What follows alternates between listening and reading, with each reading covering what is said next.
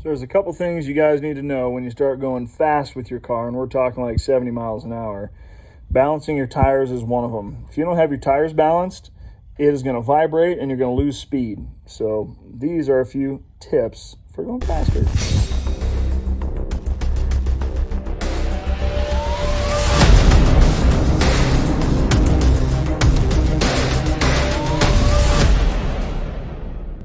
So one of the first tips is, if you look at this wheel, this is a factory team associated wheel for a DR10.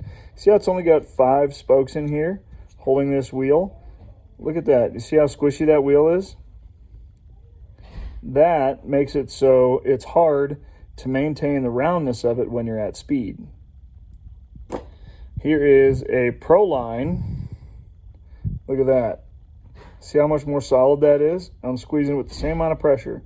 I don't even know how many spokes that's got. 1, 2, 3, 4, 5, 6, 7, 8, 9, 10. This has got way more spokes in it, so the stability is a lot better at high speeds. So if you start going 60, 70 miles an hour, a tire like this is made for 40. I mean, you're just going to get a lot of ovaling of this tire, and it's just going to throw you off. It's going to throw the whole steering off, everything. So this tire we're getting rid of. I'm still going to show you guys how to balance these just because. This one's been re-glued a few times. I've been using it on my Bash car, so we're going to balance this one first, and then we're going to balance this guy. Now this one, you can see we've got brand new wheels on it. These are the ones that I did in the last video. Brand new glue on it. So we've got everything done. It's all taped. This is when we're going to go through and balance the tire after we do this. This one has already been taped and glued and everything too, but I'm going to re-glue these for my Bash car, and then I'm going to balance these just so that they're not as floppy.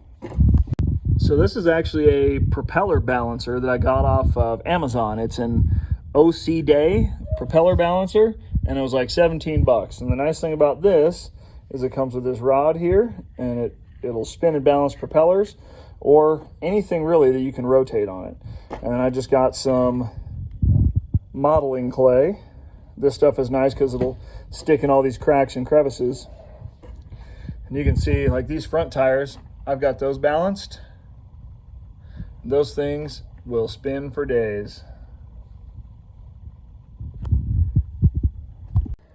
I always use a tray or something like this for my small parts so I don't lose stuff.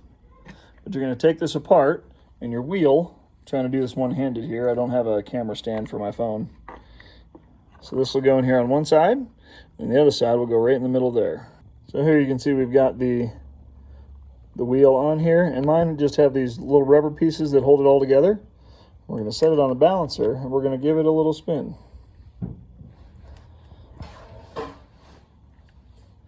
You can see it's got a heavy spot, and the heavy spot is going to go down to the bottom. And based off of how much rotation it has, you can kind of guess how much modeling clay you're going to need. So you can see that once it stops, directly above where it stopped is where you're going to end up putting some modeling clay up inside there.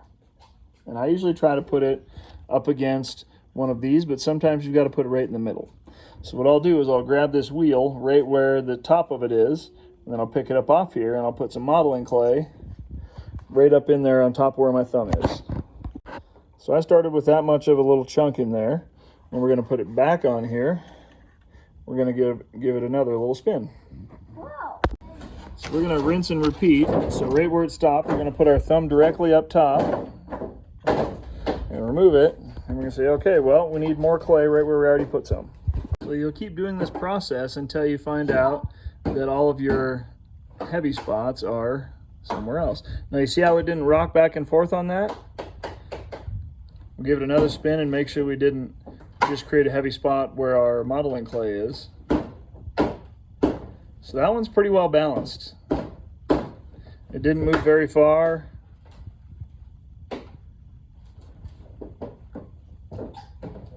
Time for the next one, same thing, we've got it loaded up.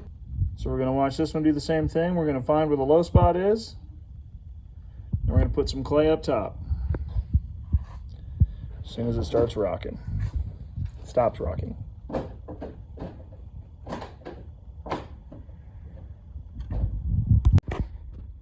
So this one looks pretty good. Oh, it did. Yeah, we're just moving a little bit. So we'll give it a spin. We'll make sure that it doesn't stop in the same spot every time. As long as it doesn't spin back and forth too much, we can call it good. There we go. These are some of the new ones. So these ones are going to have some high and low spots. Yeah, so this one's a little heavy on the bottom. So as soon as it stops spinning, we'll mark it, clay it, do it again.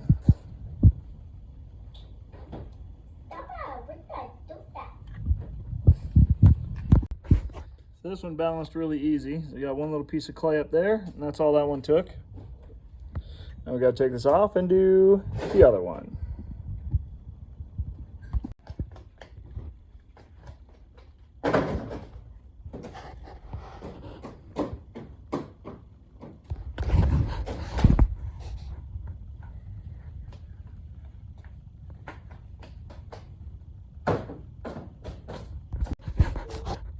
This one's pretty close too. We got a little bit of clay in there. Got it nice and balanced up.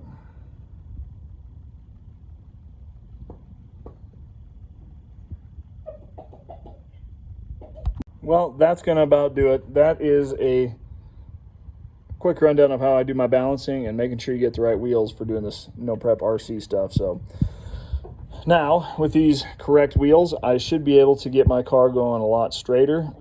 And also the balancing helps with vibration too. If you run your car just up on a stand like this, you'll be able to tell how well the tires are balanced because everything will vibrate. When they're balanced really well like this, so much better. Plus your mile an hour will go up. Time to do some more testing.